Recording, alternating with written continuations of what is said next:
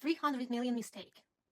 One button and a team that saw it every single day. In 2009, a major US retailer was losing money, not because of competition, not because of the market, because of a button that said register. UX researcher Jared Spool documented that the company asked to stay anonymous, but the numbers are real. They changed one word. Register became continue, and sales jumped 45% in the first month, $300 million in additional revenue, 1 year, and just one word. And here is the part that should scare you. The team saw that button every single day, but at every single review, someone said, I think users will figure it out. I think the button is clear enough. I think is not a product strategy. It's how products die. My name is Elena. I've run over 200 products audits, from pre-seed startups to companies with millions of users. Today, I'm giving you a 5-step framework to find the exact spots in your product where your interface is blocking your revenue. And no designers needed.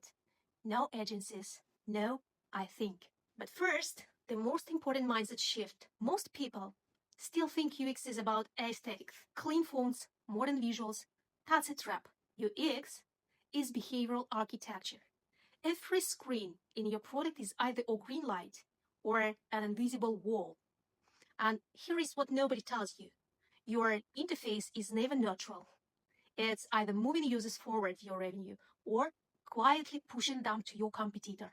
Everything in between comes down to 4 things: value, motivation, time, and trust. Remember those. By the end of this video, you'll see exactly why. So let's get into the 5 steps. Step 1, change your lens. The most common mistake I see, founders open their product and start clicking around randomly. That's like trying to fix a car engine by poking around under the hood. Instead, pick one specific user and one specific task, not a user in general. A real one, Marcus, 34, B2B client logging into for the first time after onboarding. Or Sarah, a freelancer trying to send her first invoice. Because the interface your power user loves. For a beginner, it's a maze with no exit. Take one scenario, walk it start to finish, count the steps, find the dead ends. I guarantee you'll find something on the first path. Step 2, find where the bucket leaks. Open your analytics. You are looking for one specific pattern, a drop-off. A place where users are living between 2 steps that should logically connect. Real example. 2009 Airbnb. It wasn't growing. Traffic was there. Conversions weren't. Brian Chesky and Joe Gebbia went and looked at the actual listings. The photos were dark, blurry, short on the phone. Users couldn't feel the value through a bad image. So Chesky and Gebbia flew to New York with a professional camera and reshot the listings themselves. Revenue in the test market doubled in 1 week. Not a single line of code was written. The data showed where. Empathy showed why. Check your technical UX too. Do you know the average user's patience for a slow loading page? 2.3 seconds. After that, they're gone. And most of the time, they don't come back. Step 3, turn empathy all the way up. Data tells you what's happening. Session recordings, tools like Full Story, for example, tell you why. Look there for 2 patterns. The first, rage clicks. A user hammering the same element over and over. That's almost always a certain button. Something that looks clickable but does nothing. Who can confound this? They run over 1,000 A/B tests simultaneously. They talk about this publicly. One insight. Users were furiously clicking on hotel names in the listing cards, expecting a link. It was just a bold text. They made it a link.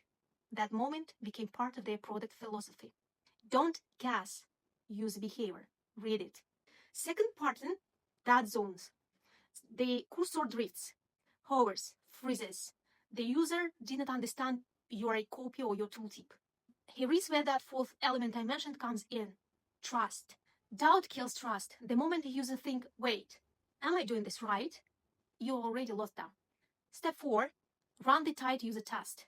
Here is an exercise I run with every single team I work with. Picture this. It's Friday at 7:30 p.m.